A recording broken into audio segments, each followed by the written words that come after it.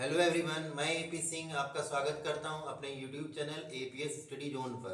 तो आज हम आपके लिए साइंस का एक नया टॉपिक लेकर आए हैं जिसका नाम है धातु कर्म। क्या नाम है? धातु कर्म। तो क्या होता है धातु कर्म? अयस्कों से भौतिक तथा रासायनिक प्रक्रमों द्वारा शुद्ध धातु प्राप्त करने की प्रक्रिया को धातु कर्म कहते हैं। क्लियर है? क्या हो जाएगा? जो अयस्क होते हैं जब वो पृथ्वी से निकाले जाते हैं, भूपर्पटीय से निकाले जाते हैं, तो क्या हो जाता है उनमें कुछ ना कुछ प्रकार की अशुद्धियां रहती हैं। उन अशुद्धियों को शुद्ध करने की जो प्रक्रिया की जाती है उसी को हम लोग बोलते हैं क्या? धातु कर्म कह देते हैं। क्लियर है? क्या बताया गया कि अयस्कों से भौतिक तथा रासायनिक प्रक्रमों द्वारा शुद्ध धातु प्राप्त करने की प्रक्रिया को धातु कर्म कहते हैं। क्लियर है? इसके निम्नलिखित प्रक्रम होते हैं। क्लियर? कि मतलब कितने तरीकों से हम लोग क्या कर सकते हैं? धातु कर्म को कर सकते हैं, धातु कर्म प्रक्रिया कर सकते हैं। जैसे अयस्कों का पीसना एक प्रक्रिया हो गई। दूसरी प्रक्रिया क्या हो गई? अयस्कों का सांद्रण। तीसरी क्या हो गई? धातु का निष्कर्षण हो गई। क्लियर है? कौन कौन सी हो गई? अयस्कों का पीसना, अयस्कों का सांद्रण, धातु का निष्कर्षण हो गई। क्लियर? चलिए आगे देखते हैं। फिर कह रहा है खनिज। खनिज क्या है? तो प्रकृति में पृथ्वी के अंदर धातुएं तथा उनके यौगिक जिस रूप में पाए जाते हैं उन्हें खनिज कहते हैं। क्लियर? जैसे पृथ्वी से जब हम लोग कुछ धातुओं को निकालते हैं तो वो जैसी अपनी प्राकृतिक अवस्था में रहते हैं तो उन्हीं को हम लोग बोल देते हैं क्या? खनिज कहते हैं। क्लियर है? क्या कहेंगे? धातुओं को जब जमीन से, पृथ्वी से निकाला जाता है तो जिस अवस्था में पाए जाते हैं उनको हम लोग बोल देते हैं क्या? खनिज। अगर इसका उदाहरण देखें तो एक उदाहरण क्या जैसे दिया है, कॉपर पायराइड CuFeS2। ठीक है, इसका केमिकल फॉर्मूला होता है। फिर आ जाता है अयस्क। अयस्क क्या होता है? जिस खनिज से किसी धातु को प्रचुर मात्रा में कम व्यय पर आसानी से प्राप्त किया जा सके उस खनिज को, उस विशिष्ट धातु का अयस्क कहते हैं। क्लियर है? कि जब कोई खनिज निकाला जाता है तो उस खनिज में क्या होता है, कुछ अशुद्धियां वगैरह रहती हैं ना, तो और उसको जब शोधित किया जाता है, निकाला जाता है, तो पहली बात तो बहुत कम व्यय में निकाला जा सके। ऐसा नहीं कि उसको निकालने का व्यय क्या हो जाए कि उस पर्टिकुलर जो धातु है या जो खनिज है उससे भी ज्यादा हो जाए, है ना। तो ऐसा ध्यान रखना पड़ता है कि क्या कम व्यय में जब उस धातु का हम लोग शोधन कर ले जाते हैं तो उसको हम लोग बोल देते हैं क्या? उसको, उस खनिज को कहते हैं क्या? अयस्क के नाम से जानते हैं। खनिज को क्या कह रहा है? उस विशिष्ट धातु का अयस्क फिर बोल देते हैं। उदाहरण में देखें तो Al2O3.2H2O, यानी कि क्या हो जाएगा? ये तो बॉक्साइट हो जाएगा। बॉक्साइट का जो केमिकल फॉर्मूला होता है वो क्या होता है? Al2O3.2H2O हो जाता है। क्लियर है? तो क्या बोला अयस्क को? अयस्क की परिभाषा क्या हो जाएगी कि जिस खनिज से किसी धातु को प्रचुर मात्रा में कम व्यय पर आसानी से प्राप्त किया जा सके उस खनिज को, उस विशिष्ट धातु का अयस्क कहते हैं। उदाहरण में आपका Al2O3.2H2O यानी कि बॉक्साइट हो जाएगा उदाहरण। फिर आता है अधात्री। अधात्री क्या होता है? जब हम अयस्कों का शोधन कर रहे होते हैं, धातुओं का शोधन कर रहे होते हैं तो उसमें से कुछ अशुद्धियां निकलती हैं। उन अशुद्धियों को ही हम लोग बोल देते हैं क्या? अधात्री कह देते हैं। इसी को हम लोग धातुमल के नाम से भी जानते हैं। क्लियर है? इसी को हम लोग मैट्रिक्स के नाम से भी जानते हैं। क्लियर? यानी अधात्री को हम लोग धातुमल कह सकते हैं, मैट्रिक्स कह सकते हैं। क्लियर है? और आपका अधात्री तो है ही। क्लियर है? तो अधात्री क्या होगा कि अयस्कों के शोधन से प्राप्त अशुद्धियां ही अधात्री या मैट्रिक्स कहलाती हैं। क्लियर?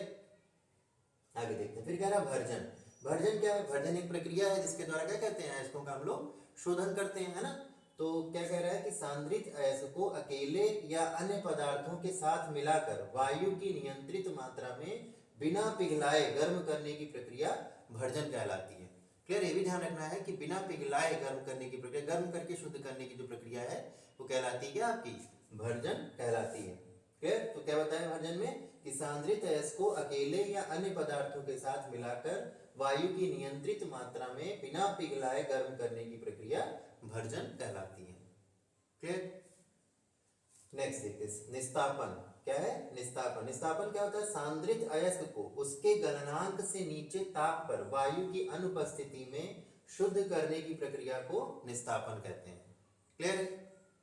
नेक्स्ट देखते हैं प्रगलन। प्रगलन क्या है? सांद्रित अयस्क को उचित गालक या कोक मिलाकर उच्च ताप पर गर्म करने की प्रक्रिया प्रगलन कहलाती है। यानी जो प्रगलन की प्रक्रिया उसमें क्या हो जाएगा? जब अयस्कों का शोधन हम लोग करते हैं तो उसमें उचित गालक या कोक मिला करके शुद्ध करने की जो प्रक्रिया होती है वो कहलाती है क्या? प्रगलन कहलाती है। कोक यहाँ पर क्या है? तो कोक क्या होता है? कार्बन की एक अवस्था है, यानी कार्बन का ही नाम क्या है? यहाँ पर कोक दे दिया गया है। क्लियर? शुद्ध कार्बन रहता है ना। फिर आता है गालक। गालक क्या होता है? जैसे गालक यहाँ जो टर्म यूज किया गया उसको बताया गया है गालक क्या है कि वे पदार्थ जो अयस्क में उपस्थित अशुद्धियों के साथ उच्च ताप पर क्रिया करके इन्हें सरलता से गलकर अलग होने वाले पदार्थों के रूप में दूर कर देते हैं, गालक कहलाते हैं। क्लियर है? क्या कहेंगे कि वे पदार्थ जो अयस्क में उपस्थित अशुद्धियों के साथ उच्च ताप पर क्रिया करके इन्हें सरलता से गलकर अलग होने वाले पदार्थों के रूप में दूर कर देते हैं, गालक कहलाते हैं। गालक मुख्यतः दो प्रकार के होते हैं, एक होता है अम्लीय गालक, एक होता है क्षारीय गालक। अम्लीय आपको पता है कि वे पदार्थ जिनका पीएच क्या हो जाता है, पीएच मान 7 से कम होता है, अम्लीय अवस्था में चले जाते हैं। जिनका पीएच मान 7 से अधिक होता है वो क्षारीय अवस्था में चले जाते हैं। तो यहाँ गालक को हम लोग दो पार्ट में बांट दिया है। गालक कैसा है, अम्लीय गालक और क्षारीय गालक। अम्लीय गालक में जो आपका उदाहरण है SiO2 यानी सिलिकॉन डाइऑक्साइड आ जाता है। फिर क्षारीय गालक में MgCO3 यानी कि मैग्नीशियम कार्बोनेट आ जाता है। अब आता है अमलगम। अमलगम क्या होता है, अमलगम क्या होता है कि जब कोई धातु मरकरी के साथ क्रिया करके कोई नया पदार्थ बनाती तो कहलाता है क्या, अमलगम कहलाता है। क्लियर? क्या कहेंगे, जब कोई धातु मरकरी के साथ क्रिया करके नया पदार्थ बनाती है अमलगम कहलाती है। क्लियर है? उस अमलगम को हम लोग ऐसे भी समझ सकते हैं क्या कि जैसे धातु plus mercury is equal to क्या, अमलगम। एक अगर छोटी सी डेफिनेशन लाइन में एक बनाए एक लाइन में तो क्या बन सकता है क्या कि धातु plus mercury is equal to क्या आपका अमलगम हो जाता है। क्लियर? अब आ जाती है क्या सभी धातुएं बनाती है अमलगम, तो ऐसा नहीं है। लोहा जो होता है इसका अपवाद हो जाता है, यानी मरकरी को अगर पूछा जाए क्वेश्चन ऐसे बन सकता है कि मरकरी को किस बर्तन में रखा जाता है, किस धातु के बर्तन में रख सकते हैं, किस धातु के साथ रख सकते हैं, तो लोहे के साथ मरकरी क्रिया नहीं करता है। क्लियर? तो यानी कि जो धातु plus mercury equal to amalgam बताया गया उसमें क्या हो जाएगा कि लोहा नहीं क्रिया करेगा। क्लियर है कि लोहे के साथ में अमलगम नहीं बनाती है मरकरी। क्लियर? अच्छा, फिर एक आ जाता है आपका मैट। मैट क्या है, क्यूप्रस सल्फाइड और फेरस सल्फाइड का गलित मिश्रण मैट कहलाता है। क्या कहेंगे, क्यूप्रस सल्फाइड और फेरस सल्फाइड इन दोनों को जब मिला लिया जाता है एक मिश्रण बना लिया जाता है, वो मिश्रण ही कहलाता है क्या आपका मैट के नाम से जाना जाता है। क्या कहेंगे, क्यूप्रस सल्फाइड प्लस में आपका फेरस सल्फाइड दोनों का जो मिश्रण बन जाता है वही मिश्रण कहलाता है क्या हमारा मैट के नाम से जाना जाता है। क्लियर है? फिर इसमें कुछ आपका कुछ भट्टियां आ जाती हैं जैसे कि परावर्तनी भट्टी है, वात्या भट्टी है, बेसेमर परिवर्तक है। अच्छा, बेसेमर परिवर्तक में किस प्रक्रिया के द्वारा धातु को शुद्ध किया जाता है, तो प्रक्रिया होती है आपकी क्या, बेसेमरीकरण होती है। क्या प्रक्रिया होती है, बेसेमरीकरण, जो कि बेसेमर परिवर्तक नाम के उपकरण की सहायता से की जाती है। क्लियर है? कुछ अयस्क पूछे जा सकते हैं ना कि जैसे एल्यूमिनियम के अयस्क क्या होते हैं ना, तो एल्यूमिनियम का जैसे आपका क्रायोलाइट हो गया, एल्यूमिना हो गया, एक यही मैंने आपको बताया बॉक्साइट हो गया है ना, तो ये सब अयस्क आ सकते हैं कि कौन कौन से धातु में कोई अयस्क पूछे जा सकते हैं। क्लियर? तो आज हमने आपको क्या बताया, इसमें धातु कर्म बताया है ना, अयस्क, इसके अयस्क खनिज बताए, अयस्क बताया, अधात्री बताया, भर्जन, निस्तापन, प्रगलन, गालक, गालक के प्रकार, अमलगम, मैट, है ना, तो ये चीजें आपको बताई। तो आज हम आपके लिए साइंस का एक टॉपिक लाए थे धातु कर्म नाम से।